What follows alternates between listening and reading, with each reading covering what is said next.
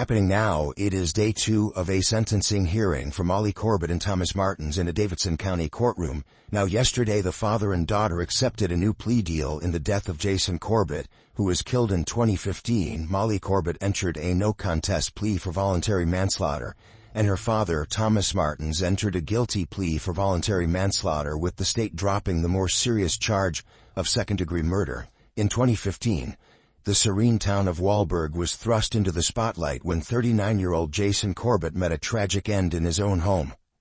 He was killed by his wife Molly Martins and his father-in-law. But was this a confrontation that led to his death as claimed by Molly Martins and her father, or something more sinister? Let's find out. On August 2, 2015, a Sunday, 39-year-old Jason Corbett was peacefully asleep at his home in Wahlberg, Davidson County, North Carolina. His household included his wife Molly Martins, their 2 children, 10-year-old Jack and 8-year-old Sarah, and Molly's parents Tom and Sharon Martins.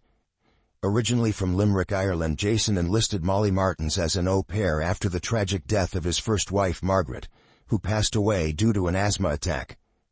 Molly, 24 years old at the time, was brought from Knoxville, Tennessee, United States to Ireland to assist Jason in caring for his young children, 3.5-year-old Jack and 1.5-year-old Sarah. A romantic relationship develops between Jason and Molly over time. In 2011, the family, including Jack and Sarah, moved to Davidson County, North Carolina, as part of Jason's job as the plant manager for an international packaging company. That same year, Jason and Molly got married.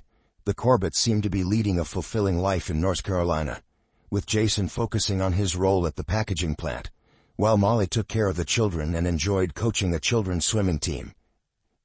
Early on the morning of August 2nd, a 911 call was made at 3 a.m. Tom, Molly's father, made the call, informing the operator about a fight between his daughter and her husband Jason. A paramedic team was dispatched, and Tom and Molly were instructed to administer CPR until they arrived. Unfortunately, there was nothing that could be done for Jason. He died from multiple blows to his head. Tom and Molly were brought separately to the police station. Molly explained what happened that night at home. Around 3 a.m., 8-year-old Sarah came down distressed by nightmares.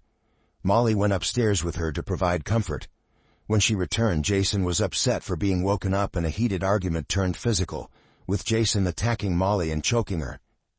Tom heard the commotion as Jason threatened to kill her daughter.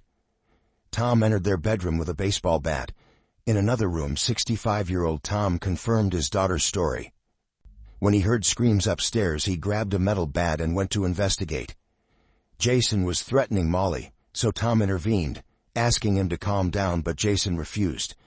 Jason began dragging Molly, who resisted. Realizing the danger, Tom hit Jason multiple times with the bat. Jason overpowered Tom, disarmed him, and fearing for her father, Molly struck Jason on the head with a decorative stone. This pause allowed Tom to regain his footing, and he continued hitting Jason until realizing he was already dead. Tom admitted that he didn't like his son-in-law and had advised Molly to seek legal help for a divorce. Police documented Molly and Tom for the report. What's strange is that there were no signs of a struggle, no abrasions or bruises on them. The question remains, what really happened at the Corbett house? It's horrible. A man died, but a man also attacked my daughter. And a man tried to protect his daughter. Molly Martin grew up in Knoxville, Tennessee, being the only daughter among 4 siblings. Her father, Tom, dedicated 30 years to the FBI, while her mother was a mathematics doctor. In her free time, Tom coached soccer, and Molly enjoyed singing and dancing with friends. She was an avid reader and participated in her mother's book club during her teenage years. Coming from an educated and well-off family, Molly, after high school, pursued a medical degree at Clemson University in South Carolina in 2003. However, the academic journey proved challenging, leading her to drop out. In early 2007, Molly started dating Keith Megan, and they soon moved in together. Molly worked as a nanny and swimming instructor while Keith was employed at a local non-profit organization. Their relationship developed swiftly, characterized by Molly's joyful and carefree nature. Yet both struggled with mental health issues.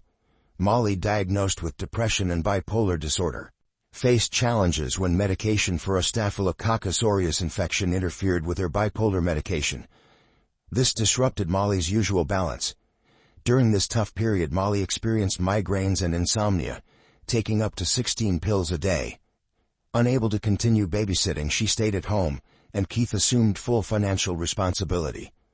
Molly's depression deepened and the relationship strained. Despite Keith's efforts, including getting engaged at Molly's request, her condition did not improve. Her desire for children was met with a tragic early miscarriage in September 2007. In February, Molly's condition didn't improve, leading her parents to cover her stay in Emory Hospital's psychiatric unit in Atlanta. The goal was to help her stabilize and find the right medication. After 4 days, she returned to Keith, attempting to resume their life together. However, by the end of February, a rift emerged in their relationship, and Molly abruptly informed Keith one night that she wanted to work as a live-in nanny in Europe. Keith was against it, especially considering Molly's challenges like not being able to go grocery shopping alone. Despite his concerns, Molly left for Ireland, and Keith never saw her again. Molly explains that this babysitting job came at a crucial time for her, grappling with feelings of inadequacy after leaving university and uncertain about her identity. Jason, whom she met in Ireland, played a vital role in helping her regain confidence and recognize her significance in caring for his children. A few months later, Jack and Sarah started calling her mom.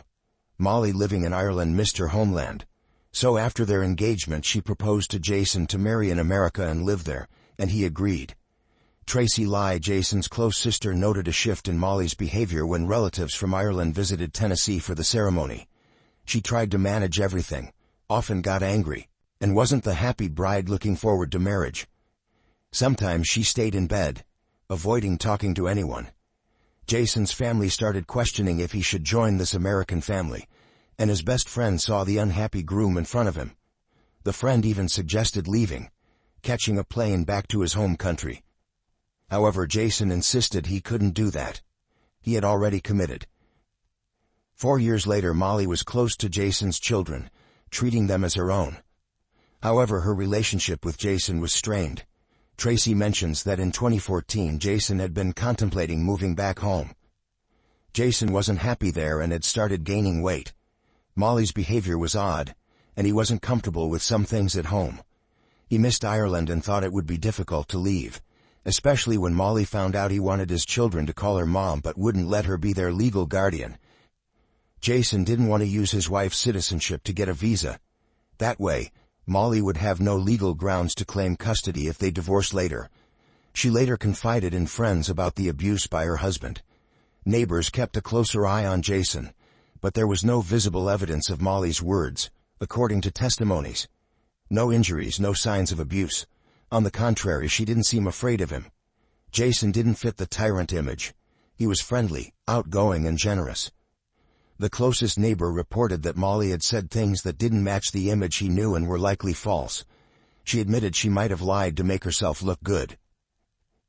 On August 2nd, still in pajamas after the bedroom fight, Molly reported that Jason had abused her. She'd gone to the hospital but never admitted how she got the injuries. Her love for Sarah and Jack kept her from leaving. Molly never told about the abuse, fearing Jason could take the children away. On her attorney's advice, she used hidden recording devices, some of which were lost or destroyed. One recording, titled "Jason Comes Home Late," December 2013, captures an angry encounter where Jason berates her, and she pleads while smacking sounds are heard. She mentions Jason being too drunk to use his key, and in their home, fury would escalate until everything was her fault. 4 days after their father's death, 10-year-old Jack and 8-year-old Sarah were interviewed twice by state authorities. An authorized social worker conducted the interview, where the children shared details about their father's aggression, ongoing issues in their parents' marriage, and alleged verbal, emotional, and physical abuse by their father. Crucially, the children comprehended and acknowledged these problems. Sarah mentioned that their mom avoided waking up their dad as he would react angrily, saying, "Why are you waking me up?" Jack had witnessed his father using physical force on 1 or 2 occasions. When asked if anyone instructed them on how to answer certain questions, Sarah responded, "My mom asked me to only tell the truth." A few years prior, Jason had designated Tracy as the legal guardian of his children in case of his death, knowing Molly wouldn't easily give them up. Tracy swiftly flew to North Carolina, petitioning for custody, and Molly did the same. 16 days after Jason's death, Tracy became the guardian of Jack and Sarah, and they relocated to Ireland. In January 2016, Tom and Molly faced charges of second-degree murder. Tracy believed Molly discovered Jason's plan to return to Ireland with the children, but without her. She speculated that Molly wanted only her children, not her husband. Tom Martin's claim to us that he came up to the room and there was an argument, but there were no bruises on either of them, nor mark the blood that was on them was Jason's blood. No torn clothes, nothing at all. And what I believe happened is a different story. In July 2017, Molly and Tom went to trial for Jason Corbett's murder.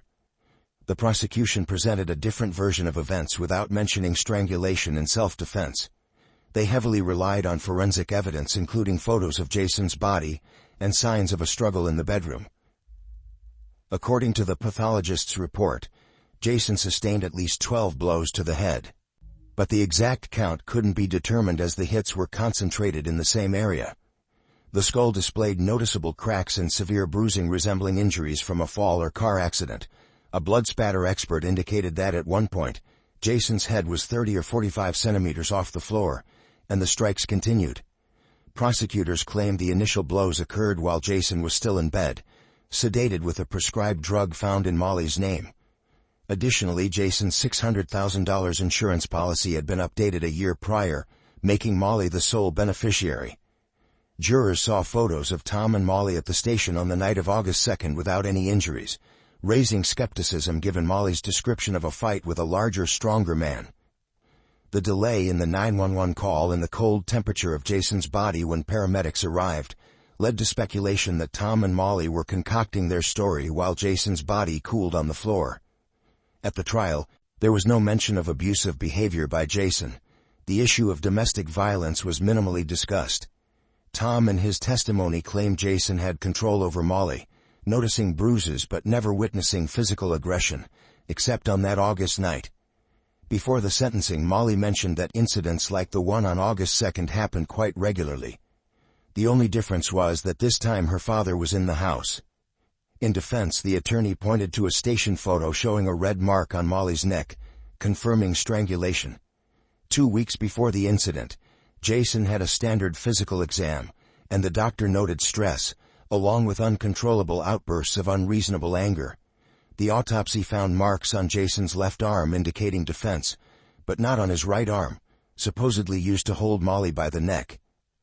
After 9 days of testimony, arguments, and scene photos, the jury deliberated for less than 5 hours, finding Tom and Molly guilty.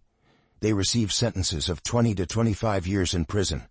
The court ruled a few days after announcing the verdicts. Lawyers objected to the decision, citing judicial errors, especially the jury's incorrect actions violating the judge's instructions before the verdict. One juror admitted to discussing the case in private conversations, which is strictly prohibited. The court rejected the motion. In January 2019, the appeals court only allowed oral arguments in Molly and Tom's case. The defendants were not present in the courtroom. Each side had half an hour to present their main arguments. On February 4, 2020, the North Carolina Court of Appeals overturned Tom and Molly's conviction and ordered a new trial.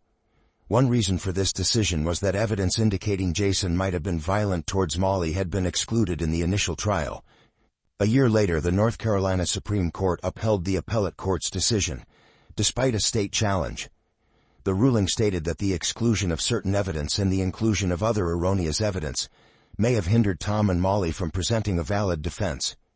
Their claims of self-defense lacked substantial evidentiary support, leaving the jury uninformed and unable to fulfill their constitutional role.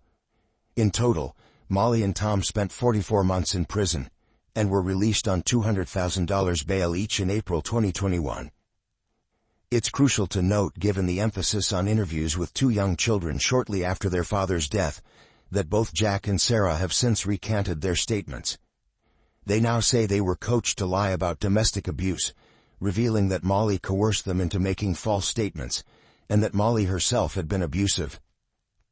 In November 2023, a new trial occurred.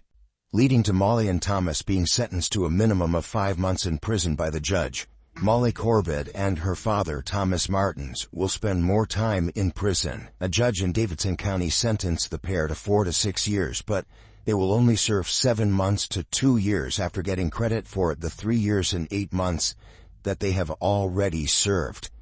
Following an emotional final day of sentencing hearings, they were taken out of a North Carolina court in handcuffs on Wednesday, receiving sentences ranging from 7 to 30 months for the voluntary manslaughter of Jason Corbett. This is in addition to the 3.5 years they had already served after their initial murder conviction. What are your thoughts on this story? Did they serve enough time for what they did? Share your opinion in the comments below. If you enjoyed this video, please be sure to like and subscribe for more content. Thanks for watching. See you in the next video.